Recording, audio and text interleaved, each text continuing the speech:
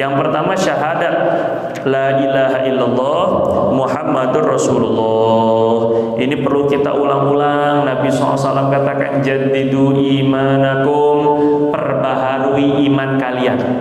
Iman kita ini Pak bisa kurang, bisa naik, bisa kurang, bisa bertambah, bisa kurang, bisa hilang, bisa wujud.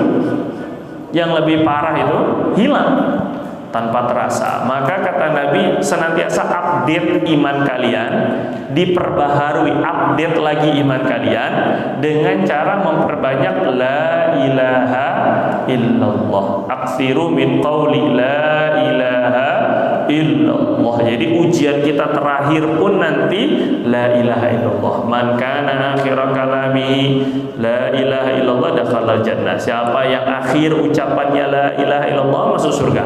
Itu adalah ujian terakhir kita nanti. La ilaha illallah ini kunci dari semua ujian. Idza qala al-'abdu la ilaha illallah, kalau seseorang hamba dia mengucap la ilaha illallah, maaf lupa. Awalnya itu inna fil arsy imadan, sesungguhnya di dalam arsy ada satu tiang. Idza qala al-'abdu la ilaha illallah, di arsy Allah itu ada satu tiang.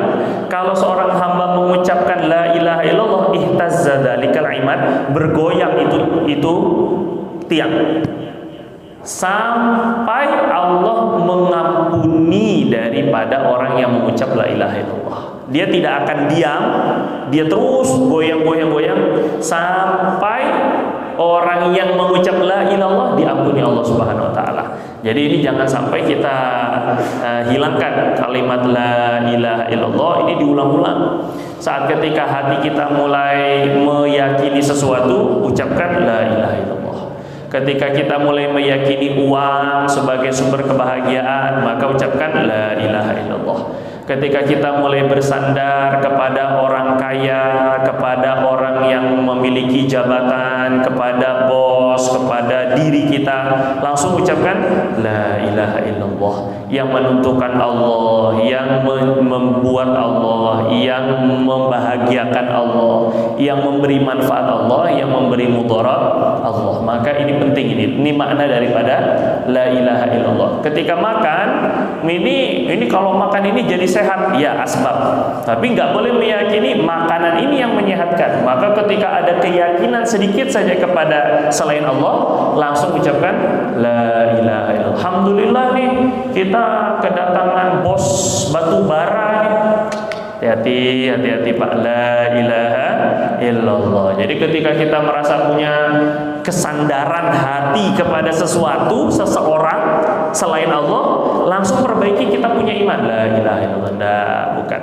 Alhamdulillah saya masih punya tabungan emas. Alhamdulillah sih sudah bagus. Tapi bersandarnya ini yang hati-hati, gitu Pak ya. Bukan nggak boleh punya tabungan, tapi hati kita ini jangan sampai masuk sesuatu selain Allah. Maka keluarkan la ilaha, keluarkan kebesaran makhluk, illallah hanya kebesaran Allah. Ini makna daripada la ilaha illallah. Muhammadur Rasulullah. Maknanya begini Pak, ada ulama yang bilang begini, kalau haji ini diwajibkan oleh Allah sekali seumur hidup. Jelas ya Pak ya? Itu pun bagi yang mampu. Kalau zakat itu diwajibkan setahun sekali. Jelas ya Pak ya? Kecuali zakat panen pertanian, itu setiap kali panen, itu pun kalau sampai nisab. Kalau puasa pun juga sekali setahun. Kalau sholat sekali 5 kali sehari Pak. Jadi semakin penting suatu rukun, semakin sering Allah suruh. Jadi kalau haji itu sekali seumur hidup, kalau puasa sekali setahun, zakat sekali nisab atau sekali setahun juga minimal, sholat 5 kali sehari. Maka bagaimana dengan rukun yang pertama?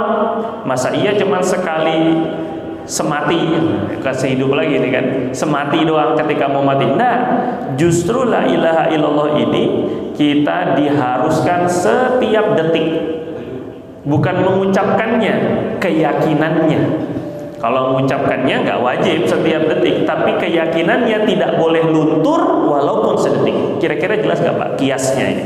Karena semakin dibutuhkan ini rukun, semakin penting ini rukun, semakin sering disuruh Allah. Jelas ya? Maka la ilaha illallah jauh lebih penting daripada sholat.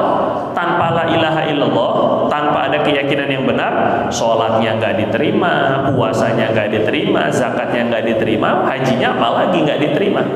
Jelas ya Pak? Maka la ilaha illallah dengan Muhammadur Rasulullah ini betul-betul kita jaga, alaiha nahya, dengan la ilaha illallah kita hidup, wa alaiha namut, dengan la ilaha illallah kita akan mati, wa alaiha nub'atsu insyaallah, dan dengan la ilaha illallah kita akan dibangkitkan oleh Allah Subhanahu wa taala. Jadi seluruh nabi-nabi ajarannya sama, la ilaha illallah.